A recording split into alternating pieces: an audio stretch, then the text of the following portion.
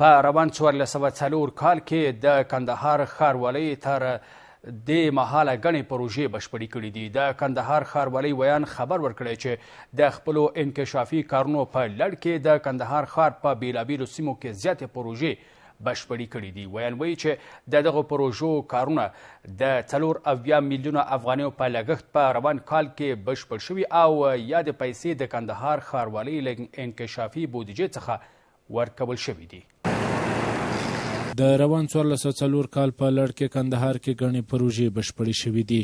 په همدې بنسټ د کندهار ښاروالۍ ویان وایي چې د خپلو انکشافي کارونو په لړ کې د کندهار ښار په بېلابېلو سیمو کې زیاتې پروژې پلي کړي دي.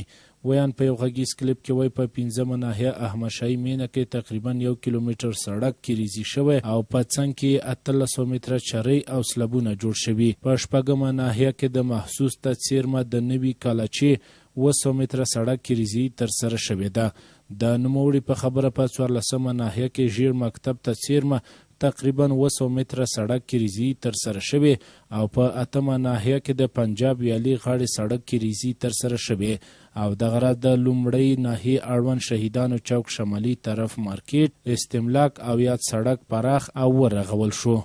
کندهار ښاروالۍ د خپلو پراخو انکشافي کارونو په لړ کې په روان 1404 کال کې تر دې دمه مختلفې پروژې د ښار په مختلفو سیمو کې هغه بشپړې کړي دي او ګټې اخیستنې ته یې سپارلي دي. په دې پروژې کې د ښار په مختلفو ناحیو کې د سړکانو کریزي ترسره شوې ده. همدارنګه د ښار په مختلفو ناحیو کې د کوڅو کانکریټ ریزي د چریو او سلبونو جوړول پکې شامل دي.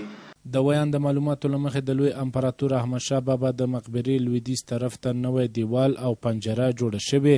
په 3مه ناحیه کې شهید کوڅه کې 3 کوڅې کانکریټ شوي. په لومړۍ ناحیه کې 1 کوڅه کانکریټ شوي او په 3مه ناحیه کې حاجي باقي کالوني کې 3 کوڅې کانکریټ شوي او ترڅنګ چرۍ او سلبونه هم جوړ شوي دي. د معلوماتو له مخې په 15مه ناحیه کې ګلشن مینه کې 1 کوڅه کانکریټ شوی او ترڅنګ 252 متره چرۍ او سلبونه جوړ شوي. په 15مه ناحیه کې سوازلۍ ټانک ته څیرمه 550 متره چرۍ او سلبونه جوړ شوي. په 15مه ناحیه کې 1480 متره چرۍ او سلبونه جوړ شوي او په مختلفو ناحیو کې د 15000 متره مربع سړکونو پینهکاري ترسره شوې ده. همدارنګه د ښار په مختلفو ناحیو کې تر دې دمه د 15000 متره مربع سړکانو پینهکاري ترسره شوې ده. د ښار په مختلفو سیمو کې مختلف سړکونه روښانه شوي دي. مختلفې پروژې چې د ښار په مختلفو برخو کې تر دې دمه بشپړې شوي دي.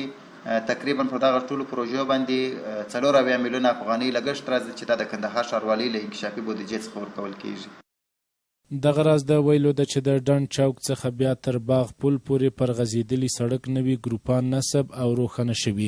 د شهیدانو چوک او مدد چوک ترمنځ غځېدلي سړک 2 طرفه څراغونه نصب او روښانه شوي دي. د پورته پروژو کارونه د 4 میلیونو افغانیو په لګښت په روان کال کې بشپړ شوي دي او یادې پیسې د کندهار ښاروالۍ له انکشافي بودیجې ورکول شوي دي.